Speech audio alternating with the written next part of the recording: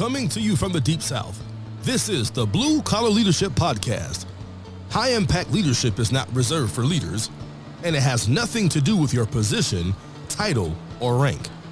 However, it does have everything to do with your character. It's time to climb to the next level and beyond, personally and professionally.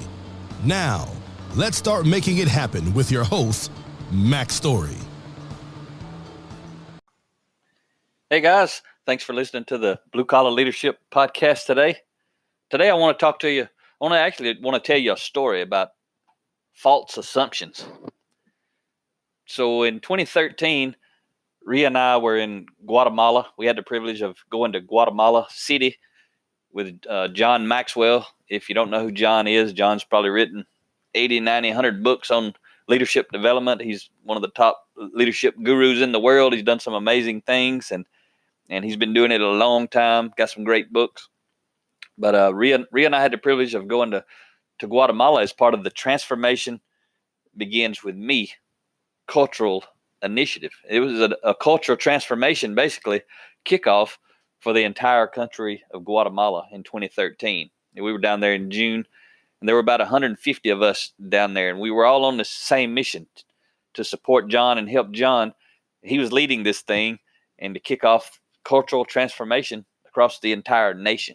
And basically, the key underlying principle was transformation begins with me. And that's where it always begins.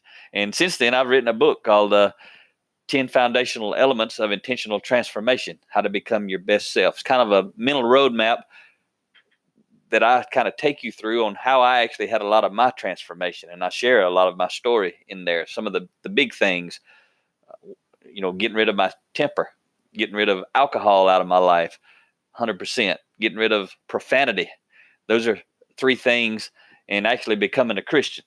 And so 4 things really that I kind of touch on in there, but the book's not to try to influence you to become anything that I am, but it's purely, I use my story to talk about how I applied the principles that I'm actually teaching in the book. So back to the story of Guatemala, we were down there and basically we trained 150 of us, and John, we trained over 20,000 Guatemalan leaders across the entire nation. We were all over the place. There were people coming from all over the country to different parts of the country, and most of us would have around 50 people at a time, and we had multiple groups of 50 over only about 3 days. So we were busy and a lot of stuff going on. We got to go to the presidential palace with John Maxwell and the president of Guatemala, and get to hear them cast a vision on live TV for transformation of the nation, that kind of stuff. It was pretty cool. But one day, I was speaking to a group of 50 business executives, CEO, business owner type folks. And while we were there, whatever I had spoken on and talked about, was talking about sharing weaknesses. And one of the leaders held his hand up. He said, "Let me make sure I got this right. You want me to tell my team about my weaknesses?"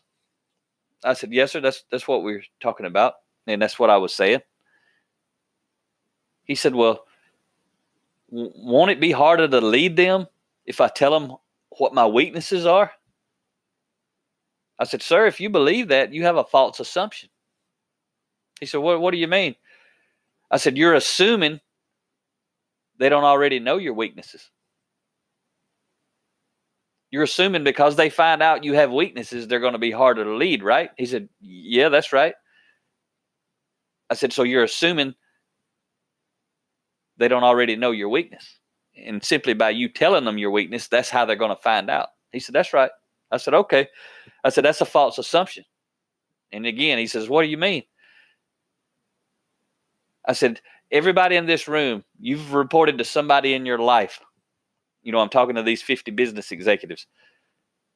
I said, right now, can you go back and think of everybody you ever reported to? Can you tell me their weakness?" And they all obviously knew. I said, "Definitely you can tell me the weakness of anyone you report to now, or your most recent." Those were high level people. Some of them didn't report really to anybody because they were business owners, but they still can remember back to the last time they did report to someone. And I said that the people already know your weakness. The reason you need to share that you know your weakness is so that they'll know that you know. Because they don't know that you know your weaknesses. They already know it. I could go find anybody that reports to you today, I told them. I could go to every individual and say, tell me your boss's weakness. They'd start writing down. They wouldn't even have to think about it. They already know. And the folks, they kind of found it humorous because they understood we all do know the boss's weakness. What we don't know is, do they know? But more importantly, what I told the group, do you care? I said, that's why you have to share your weakness with your team. Tell them you're working on it. When you do that, you're going to build trust. They're going to say, oh, he knows his weakness and he cares, or she. But now, once you tell everyone you know your weakness and you want to get better, that builds trust. But now, your action after that is going to either create distrust or build additional trust. Are you actually going to try to get better? And that was a conversation we had with them. Because basically what we were teaching them to do was a pretty intense book study. We call it the round table. And I teach people to do a simple version of that with my books. That's one reason most of my books are 30 chapters, 3 pages each, so that people can use them for book studies.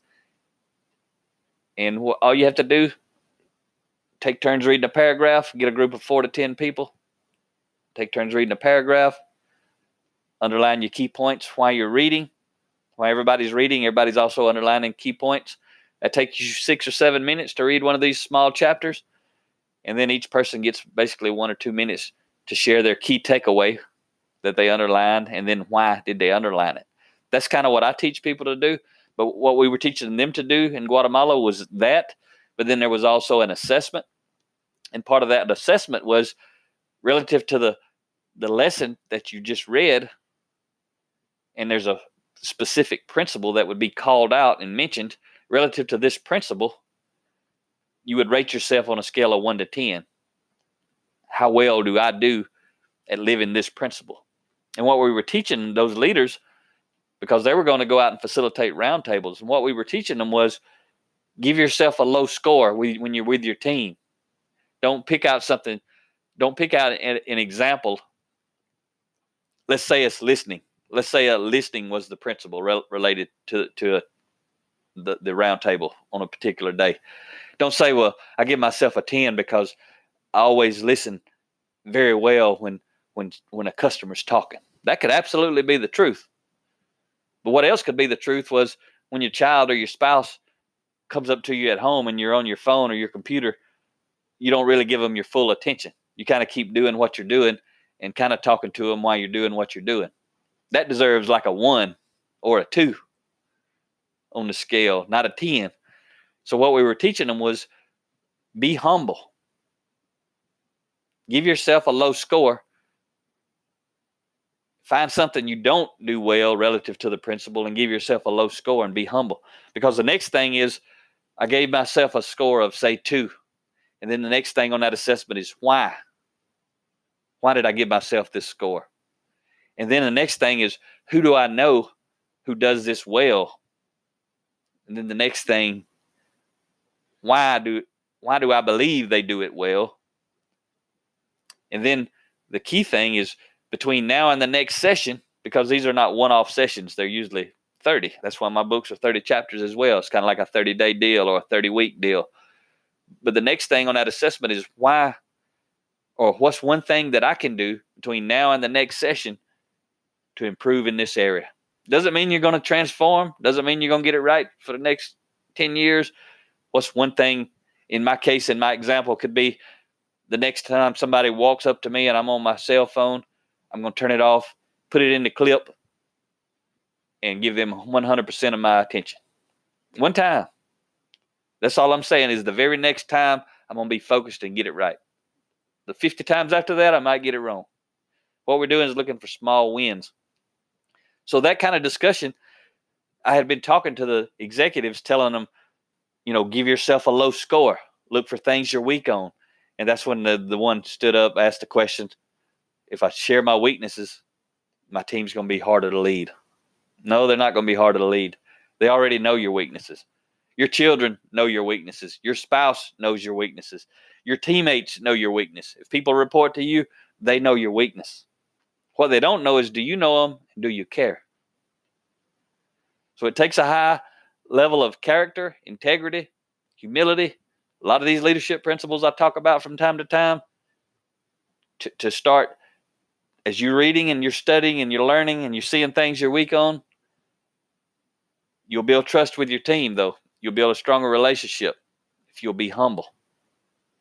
And also ask them to hold you accountable and allow them to hold you accountable. That means don't get reactive and angry or whatever if they actually do it. Because if you truly want to get better, you're going to appreciate it. If you don't want to get better, you're going to be offended by it. And they already know that too, so they're just not going to help you. All right? So think about that. Talk to you next time.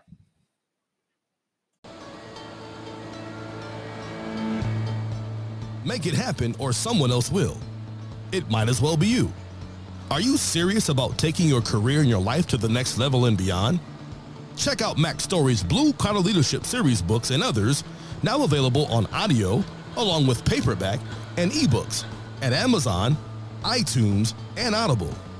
Please visit bluecollarleadership.com to learn about Mac's books, programs, special offers, certifications, and more. Thank you for listening to the Blue Collar Leadership Podcast.